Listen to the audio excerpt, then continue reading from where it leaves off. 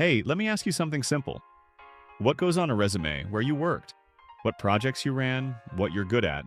It's ordinary paper. Everybody has written one. Now imagine a resume that a national court reads out loud as criminal evidence. In 2022, a semiconductor engineer in South Korea was job hunting. He wanted a better offer.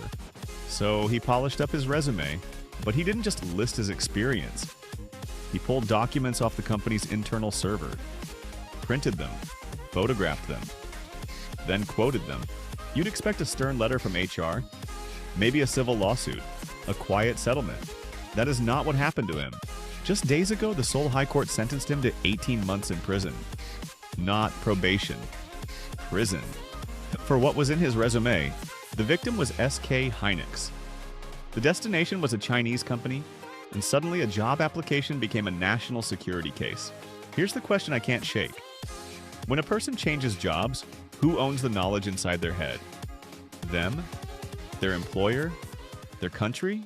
Let's slow down and get the facts straight because this story gets misread constantly. Start with the man himself. Call him Mr. Kim. He worked for SK Hynix at its operation in China. Trusted access, internal document system, years of hands-on process experience. Then the offers came. Korean reporting says one came from HiSilicon, the chip design arm of Huawei. You know that name. He broke security rules, pulled trade secret files from the internal system, printed some, photographed others, then quoted the contents in his resume. The technology was CMOS image sensors. And I know exactly how small that sounds. Camera parts. Just stay with me. A CMOS image sensor is the eye of a machine. Phones, laptops, security cameras, dash cams, drones, robots, medical devices, self-driving cars. So this isn't a stolen camera manual. It's closer to the recipe for how machines learn to see the physical world. One more detail matters. He was also accused of leaking hybrid bonding data, a technology tied to HBM memory for AI. On that charge, the court found him not guilty. It ruled the technology didn't fall under the government's official advanced technology designation. He admitted the charges. Most of the material was recovered. The court still sent him to prison. Does that feel proportionate to you? If that company name means nothing to you, fair enough. Samsung is the Korean name Americans know. SK Hynix quietly powers the AI memory boom.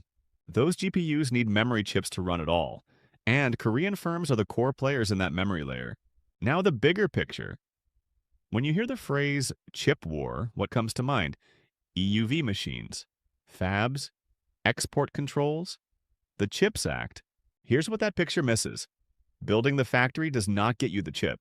Not close. Sometimes not for years.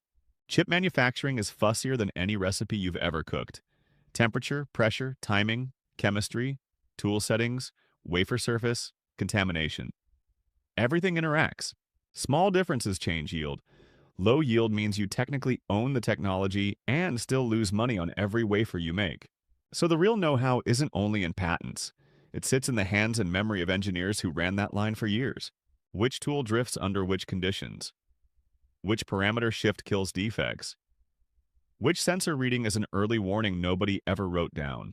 You don't get that from reading a paper.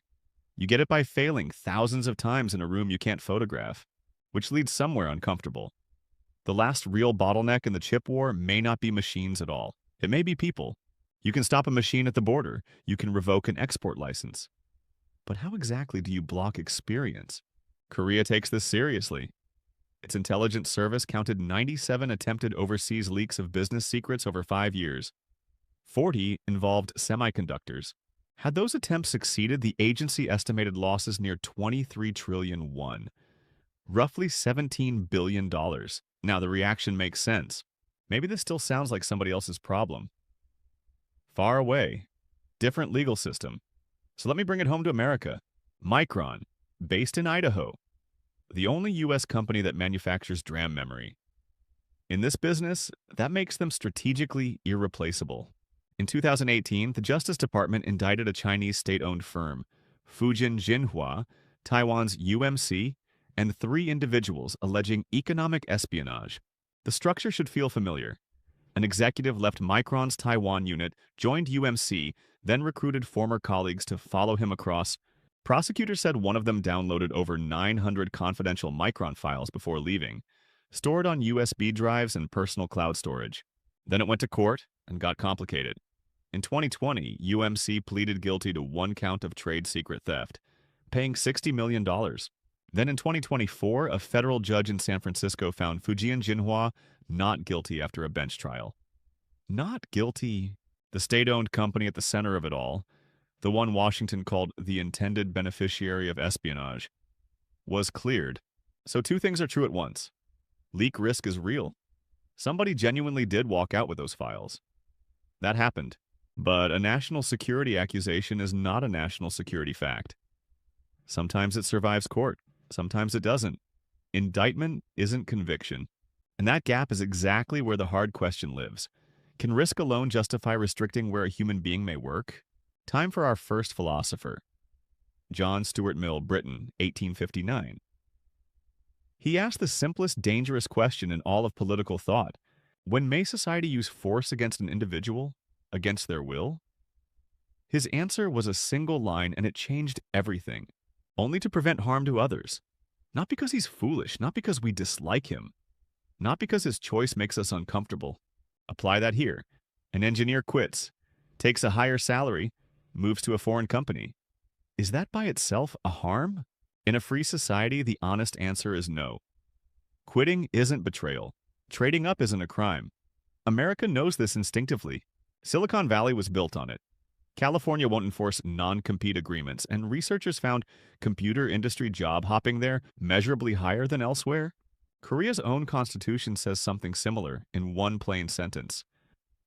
All citizens shall enjoy freedom of occupation. Freedom to choose your work. But now change exactly one thing. He printed the secret documents. He photographed the process files. He quoted them to a competitor. Under Mill, that's the moment freedom stops being the whole story. The harm is now concrete, identifiable, attached to a specific victim. Say it as one line and never confuse the two again. Leaving with your skills is freedom. Leaving with secret documents is harm. Second philosopher, Immanuel Kant. One rule, never treat a human being merely as a means, always also as an end. Sounds abstract until you hear a company say this. You learned it here, so you may never take it anywhere else. Or a government saying this. You handled strategic technology, so your career now needs our permission.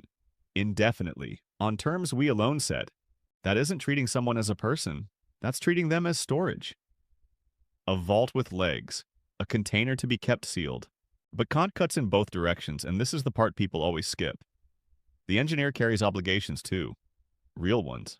That knowledge wasn't produced alone. Colleagues' research, company investment, shared equipment, years of collective failure. He was trusted with all of it. Turning that trust into personal leverage in a salary negotiation uses an entire organization as a tool. Kant would call that wrong. So hold both at once. A company cannot treat an engineer as a vault with legs. An engineer cannot treat trust as a ladder. Which side did you land on first? Be honest. Most people pick one instantly, and the one they pick reveals something about them. Third philosopher, and this one raises the ceiling of the whole argument. Modern Republican thinkers, most associated with Philip Pettit, we usually define freedom as the absence of interference. Nobody is stopping me right now, therefore I'm free.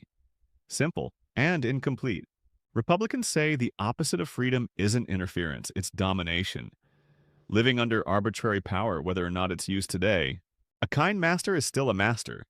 If someone can ruin you at will, your freedom is a permission slip, not a right. Now put that lens on our story. If national security is a phrase with no fixed limits, careers become conditional overnight. An engineer can't take a foreign offer. A researcher can't join an international project. A worker can't resign without facing a lawsuit. If the rules are clear, narrow, time-limited, and reviewable, that's regulation. If they're vague and expandable, that's domination wearing a flag. But flip the lens around. If a foreign power can systematically strip a country's key engineers through money, pressure, and recruiting networks, that country isn't free either. So there are three possible dominators here. The company over the worker, the state over the citizen. A foreign power over an ecosystem, which brings us to the phrase governments reach for whenever they need one. The common good. A real idea. Genuinely dangerous words.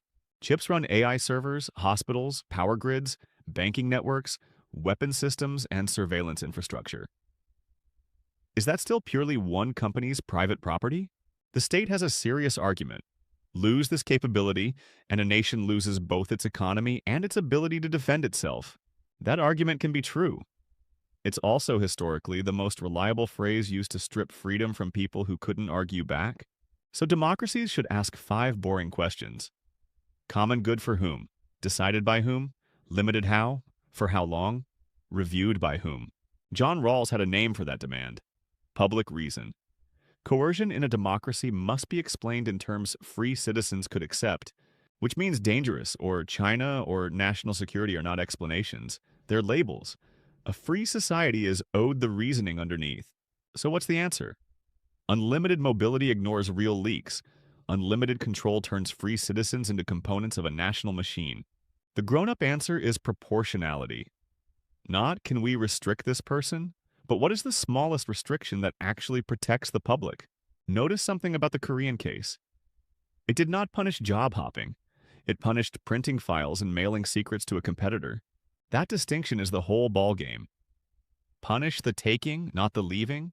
Protect the documents, not the person's future employment. And notice the same court acquitted him on one charge because that technology didn't fit the official definition. That's the system working. Same in America. Indicted, convicted, acquitted, all within one case. Messy and slow, and far safer than a government that never loses. Let's finish where we started. When technology lived on paper, you locked a safe. When it lived in machines, you blocked exports. When it lived in data, you hardened the servers. But what do you lock when the technology lives inside a person's memory? Inside instincts built over years of night shifts. Inside judgment earned through thousands of failures. Do you lock the documents? The borders? Or do you start locking careers? Because that last one is a door that, once opened, is very hard to close again. This story is about chips today. Tomorrow, it's AI researchers, robotics engineers, quantum physicists, biotech scientists. Same question, much higher stakes. So, the knowledge you carry, is it yours, your employers, your country's? Having heard all of this, what do you think today? That's a wrap for today. Whatever you carry in your head, carry it honestly. And I'll see you at the next story.